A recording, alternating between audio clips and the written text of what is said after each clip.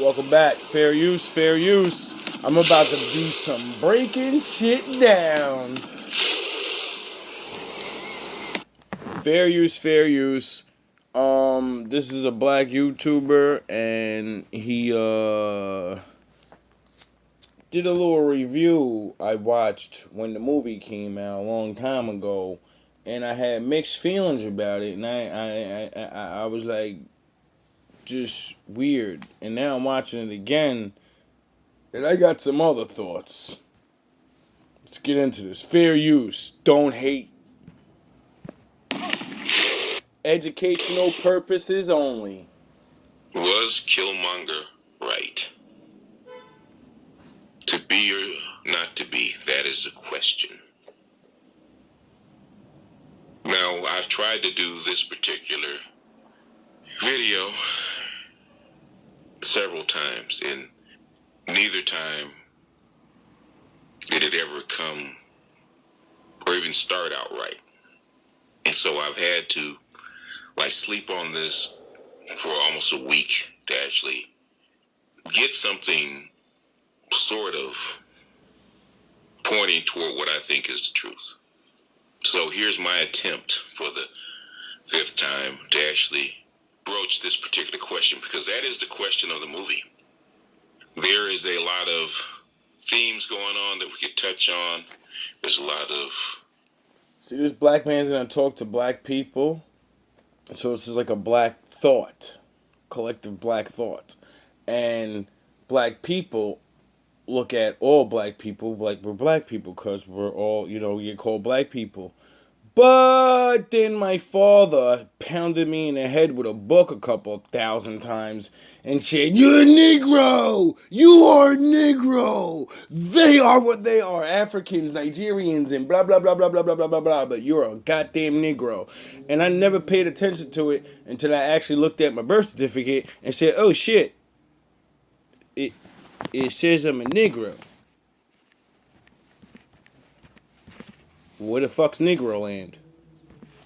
Ideas that we can touch on. We can touch on the biggest broach of superhero movie, which is an event in itself. But we are going to touch on the theme that everybody is congealing around. Was Killmonger Oh, right? yeah. Spoilers, spoilers, spoilers. For some reason, he's the best supervillain that year. Spoilers, spoilers. Just as an aside, For some reason.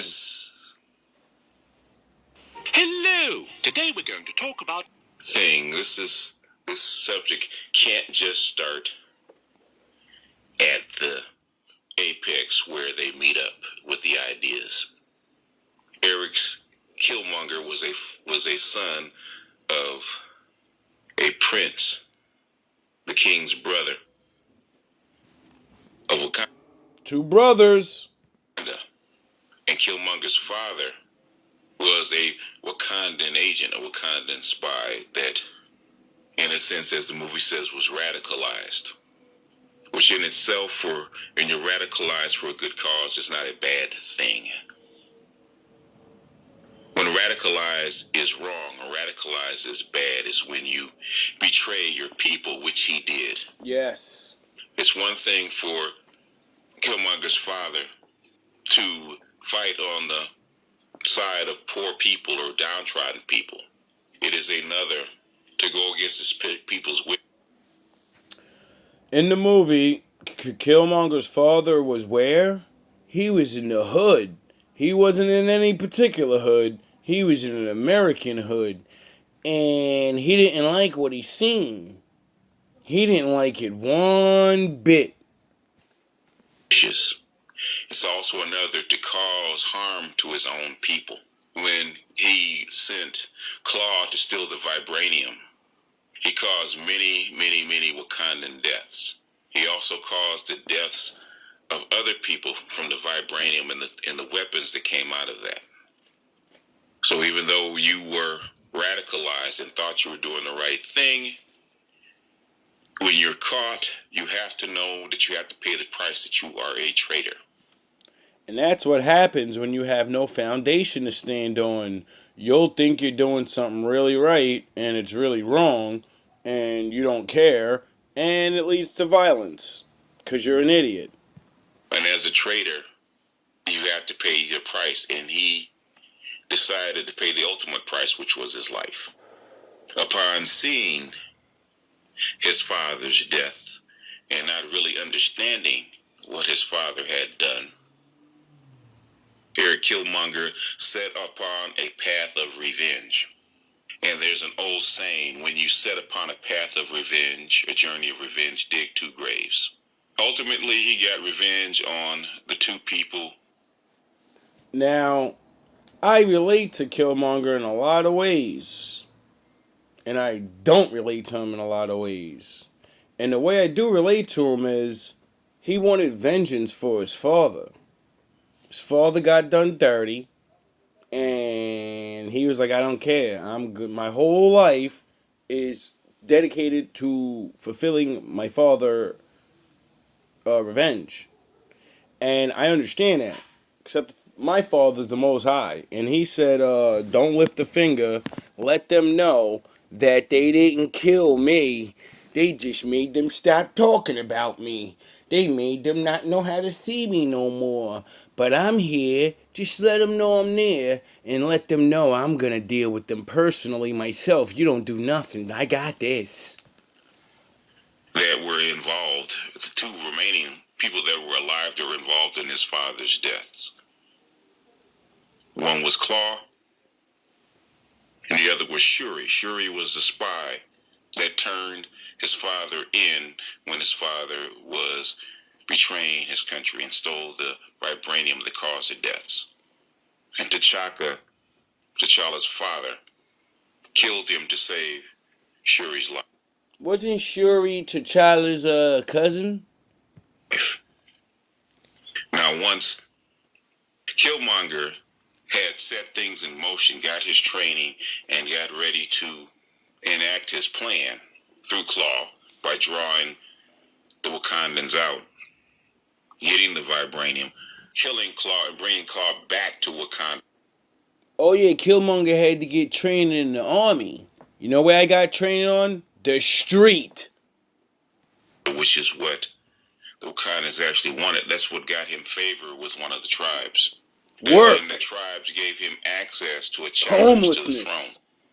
which matched him up with the son of his father's killer, the head of Wakanda, which was his plan always around, which was to avenge his father's death and carry out his father's mission.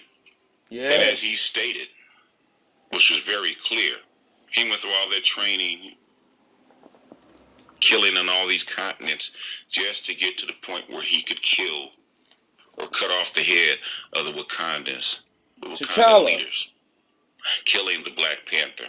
So It wasn't personal. He didn't care who was the king. If you was in his way of dethronement, you were gonna get it. you can't get around that, no matter what you feel about what his secondary motivation was.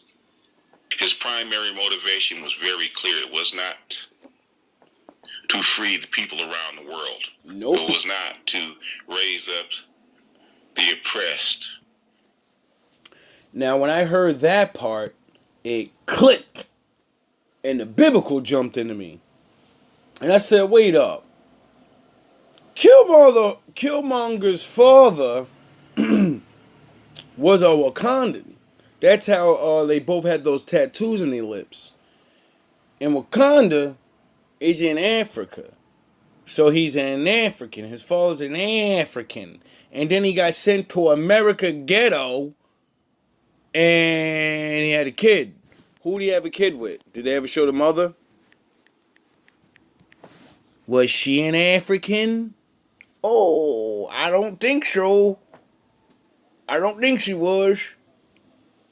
And I think she was probably one of the regular black chicks around the way he lived. And that's why he felt tied into the oppression that they. What faster way to make a man want to fight another man's war? See, he's African, he's Wakandan, he's rich, he's dappered up. Why the fuck? He's not really broke. He was just pretending to be like broke. So why'd he care so much? Because he had a baby with her. And then she probably was telling him how bad it is over there, and and he probably was like, "Damn, I could probably, I actually have the means to do something, but I'm not the king, so I can't do nothing." Then he went and stole vibranium and got his fucking chest plugged up by the king. But what I tell you about those negroids, Israel. Oh, so he had half ham and half Shem in him, and all he kept talking about was freeing the ghetto people. Oh, and going back to his original homeland, his African roots, and taking all their shit and using it to free his other bloodline. That's I mean, biblically, that's what the fuck was going on. The Most High talks about don't. This is the dangers of having babies with each other, because if you're from another culture and you have a cultural dispute, well, who's the fucking kid choose sides with? He's half of both of you now, and that's gonna cause confusion. And if the kid doesn't grow up right with like a lord, somebody that can combat the madness in their mind, then they might grow up like Killmonger. And the downtrodden. His mission was to get revenge for his father. People keep forgetting that. Yep. That was his primary motivation. Yep. So his prime directive, his primary motivation was wrong. So if he's half Israel and he's half African, I wonder why he forgot his true mission and just went blind for revenge. Right into that old faithful moment of two brothers got a duel to the death. His father was not killed because he was trying to help downtrodden people. His father was killed to protect the life. And it's funny how the Bible says the people that brought Mr. Dude on the cross, they were black originally. That's real funny. And it's real funny when you go back in history. They say that Europeans were populated by a group of Africans that left Africa. And they went up to Europe and populated. It's real funny how nobody could put it together in their minds. Except some stupid ass black guy that knows he never fucking deserved to get out of high school. Are you fucking kidding me, yo? You niggas is crazy, bro. Like, this shit is too easy. His father was killed because he was a traitor to his people. And they were killmonger. Who was his people? Who did he grow up with? He wanted to get revenge for something that he would have done had he been in T'Chaka's place. So we want to get... Did the hood people embrace him? No. He ended up dipping and just going to the military. Obviously, he was by himself for his whole life. Clear right off the bat. His primary motivation was not to help people. Exactly. He got lost in the shadow realm, and vengeance is all there was. Because it doesn't matter if you're a good man or a bad man, you're going to learn how to get stronger and realize, all right, I can't let things just be. I have to do things. I have to protect. If I'm not going to be a fighter, I'll be a protector. But I can't protect people if I don't know how to fight. It was get revenge. So in that sense, Eric Killmonger was wrong. Eric Killmonger is dangerous. Yes. Now, let's get to his secondary motivation, which is what people, black people especially, vibe with, feel. I wonder why. Alliance with, even me. His secondary motivation, which is to help people of color around the world throw off their shackles, elevate their downtrodden position. What shackles?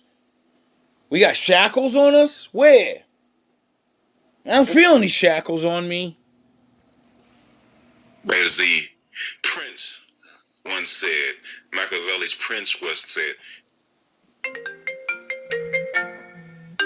You gotta be kidding me. trodden position. As the prince once said, Machiavelli's prince once said, the end justifies the means. What Machiavelli and the prince don't say is that the means have blowback.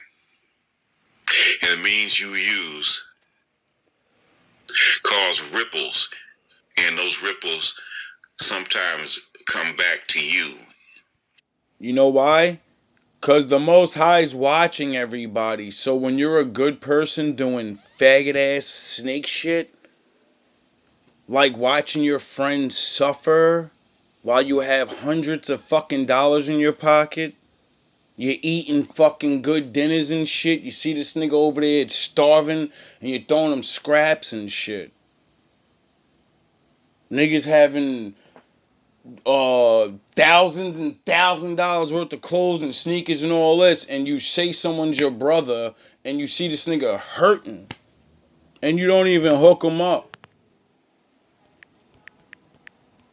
But you're not a traitor to your people. You're doing it to your people, but, well, I don't really know this nigga. You said he's your brother, though. How dare you call somebody your brother and actually sit in their face while they're fucking dying spiritually, emotionally, physically, and you let a nigga of another nation help them. And then when I'm around my people, they be like, why you talk so much shit about black people? Cause yous never did nothing for me. All the fucking other nations I lived around did shit for me. That's why I'm not a racist. That's why I laugh when anybody ever hears me talking about the Bible so hard. I'm like, ah, you're racist. And I'm like, duh. If I was racist, I'd be dead, dummy. The Lord sent me to all of yous. And most of them that were me didn't do nothing. They watched me suffer mad times. Like I keep playing that video with the hood dude saying, yo, dudes that have $100,000 in their pocket and they homie, you know what I mean, nice or something. I was nice as fuck at rapping. I knew mad niggas that had mad money my whole fucking life. They was making money off anything. Could have put me in the studio, could have anything. They could have did a fucking fake ass Dame Dash thing and say, yo, you nice, dog. I'm about to invest in you, dog. Here, sign this contract that I get 20%, even though 20% is too much because I'm not doing anything but paying for the studio time and paying for this. And when this shit blows, you're going to be making mad money. So 20% is going to be fucking millions of dollars for me putting up a couple fucking hundred. Niggas is so stupid, though. They're so greedy. They want to be in head so bad. They want to see you down. They'll look right in your face and like, yo, you my dog. Twofold. Such as Prince. And when you do shit like that to people, the Most High sees you and he's going to make you pay. He's going to make you pay. Like, what you did to that person, the Most High is going to have other people do to you. So since you watched them broke and went and give them scraps, he'll more than likely have someone take everything from you. And then you'll have to restart all over. And your dumbass won't figure out, why do I gotta start over? I've been a good person. I helped this person. I gave these people money. I gave... All those motherfuckers didn't need it, dog. They was just putting their fucking hands out because you were dumb enough to keep throwing it to them. T'Chaka's, or King T'Chaka's act to kill Killmonger's father, and then abandon his father's body and the child because of guilt and shame. Sins of the father are visited upon the son. Oh, really? And his father's shame and guilt, as T'Challa said in the ancestral realm, created a monster of revenge. So too, with Killmonger's action. Oh, yeah. That was another thing that was fucked up with his brain if you didn't pay attention to the movie. Because he was half one nation and half Wakandan, his Wakandan spirit needed, his bloodline needed to be buried on their soil. So when he died, his spirit can go to the Wakandan spirit world and see his ancestors. But he was trapped in America, and that's why his father was in the apartment building instead of in the fields like T'Challa's. He was stuck there forever. He didn't get to go nowhere. There was no going into the heavens. That was his heaven. The fucking Project Hallways, that apartment. And Killmonger was stuck there too. Now, if Killmonger's daddy didn't have sex with whoever he had sex with, Killmonger wouldn't even have had that problem. He wouldn't have been born. T'Challa wouldn't have got thrown over the river. All those people would have never died if somebody would have found a book called the Bible and said, hey, there's some people I'm not allowed to have sex with. Okay, but there's a whole lot of other people I am, so why am I going to complain? You fucking dummies. And have created that monster. You want to kill and cut off the head of Wakanda, which initially you did, and you took over. And then your secondary motivation was to kill and cut off the head of white supremacy by exporting advanced weapons around the world, which he didn't think through because he was never trained to think through that. I wonder He's a why. soldier. He's a mercenary. He's not a... Oh yeah, he was just trained to be a soldier, just a killer, just a nice dressed up ass nigga that could da da da da da. And he never had real teachers that told him about how to be a fucking man, how to be a father, how to be a fucking knight, how to be a gentleman, how to be a king. And the number one rule of being a king is no one is serving you, dog. You're serving everybody else. That's the number one fucking thing to any great king. It doesn't matter if you're a bad guy or a good guy. If you ain't serving everybody else, you're not really a king, and someone's gonna dethrone you. A diplomat, not a king, not a leader.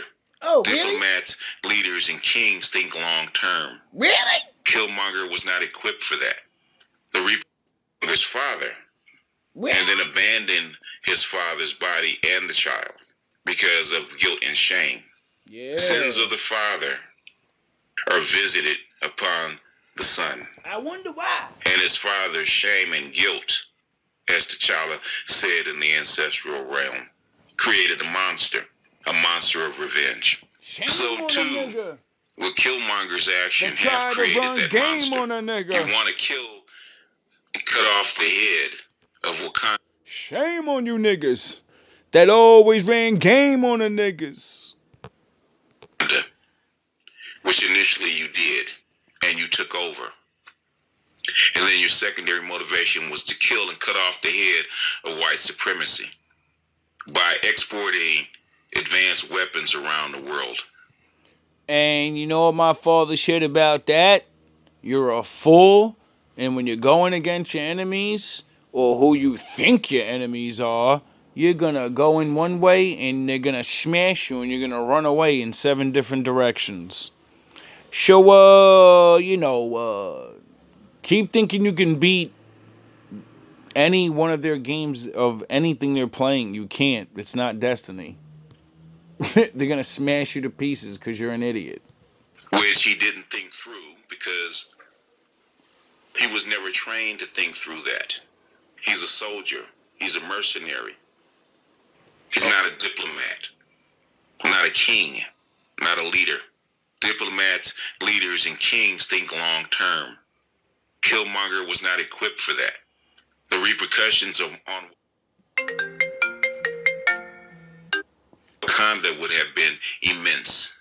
To start a global war on white people or people of other races by black people would have been immense. The death rates on both sides would have been immense. Were there other ways of uplifting 2 billion black people other than sending them weapons? Yes. And making them targets? That's all that would have been. Imagine a bunch of morons running around with fucking vibranium weapons and panther suits, half of them niggas would have been robbing banks and shit and trying to run away with the money. Like, niggas wouldn't have been trying to. This is why you don't put power in the hands of fucking morons. You know what's real power you put in their hands? Knowledge of being a grown ass man that can fucking live off his own back. So you don't need nobody for nothing. And then you teach that nigga to go get a good woman, and then you have that, and then you have a good family, and then you just go and do that, and now you have 2 good families, and then 3 good families, and before you know it, you got a neighborhood full of good people. And then, since you actually like love each other and support each other in every single way, yous are good. It doesn't matter when crisis happens, because you've all been saving your money up while everybody else has been bullshitting. You don't fight nothing back. There's ways to beat shit. You niggas think I'm fucking nuts, right? You think I'm just angry and I want to smash and pummel. Nah, that's just how angry I am mentally. But my plans are peaceful. My plans are let them do whatever the fuck they're doing. They let my dumb ass live, didn't they? They letting us live. So obviously, that means there's rules in the game. And if there's rules in the game, I want to play by them. And since I can't fight because it's stupid, because my father's a man of war, but he's a man of peace. His children are men of peace. He's a man of war. I'm a priest. Billions of terrorists around the world. Is that your mission? Because you were trained to do that.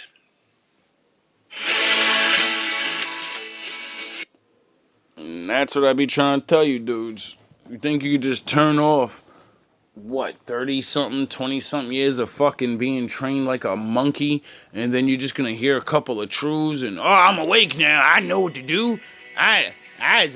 But you never did nothing real. I be looking at dudes, alright. I'm gonna put all the whole Vegeta thing away. And I'm gonna ask a couple of simple questions that whoever's listening to this, I'm running out of time. Maybe in the next video. Hope you learned something.